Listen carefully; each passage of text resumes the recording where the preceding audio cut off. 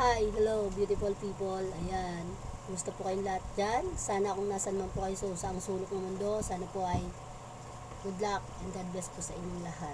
Ayan, napablog na naman ang inyong lingkod. Bakit? Siyempre trending to eh. Ito yung pinag-uusapan ngayon. Sali tayo, sali tayo.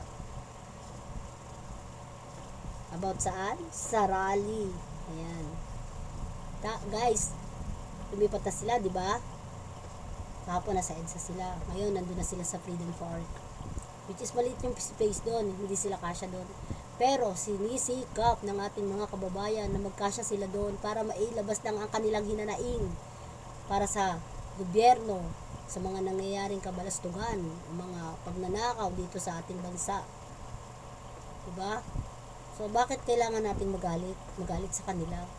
Hindi ba natin naiisip na nagsasakripisyo sila doon, init, ulan, araw, di ba? Pero sila natitiis nila para lang sa ating bansang Pilipinas at para sa mga mamayang Pilipino. Tayo, kuda lang tayo diyan, no, sa Facebook. Message, comment pa tayo na buti nga ganyan ang perwisyo. Hindi guys, dapat hindi natin ginagawa yun.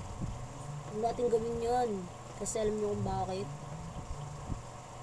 Yung mga nagrarally dun, sa Freedom Park ngayon, nagsisiksikan sila, nagsasakripisyo sila. Bakit? Para maiahon at mabago ang sistema ng ating bansang Pilipinas. Ngayon, kung kayo kumukuda-kuda dyan, at hindi naman kayo nakikisali dun sa pagrarally na yan, ipanalangin na lang natin sa Diyos na sana maging matagumpay, di ba? Maging mababang loob ang nasa itaas, lumambot ang kanilang puso, maawa sa bansang Pilipinas at maawa lalo na sa ating mga mamamayang Pilipino. Yun lang naman napaka-easy. Hindi natin kailangan mag-away-away, hindi natin kailangan magsabi na kung ano-anong masakit na salita laban sa ating kapwa Pilipino. Guys, nagrarally sila. Gusto nilang mabago yung sistema ng bansa natin. Gusto nilang maging maayos ang buhay ng mga susunod pang henerasyon para sa ating mamamayang Pilipino. Guys, tulungan natin sila.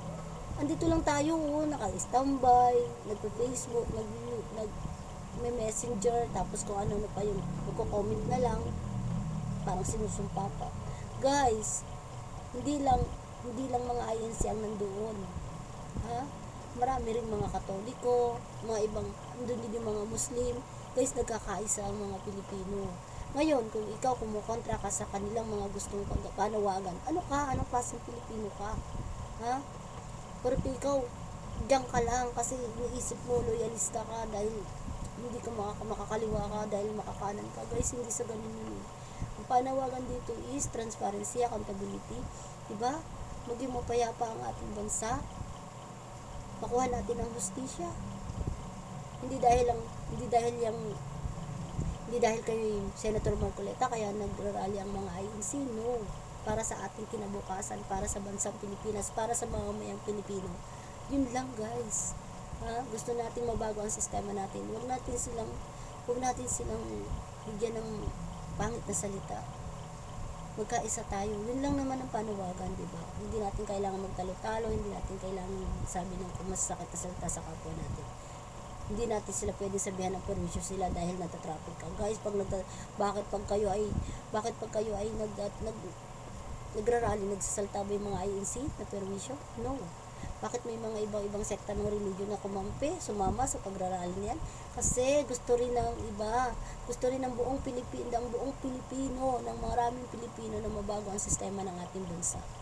Kaya sana maging bukas ang ating kaisipan sa pangyayaring ito.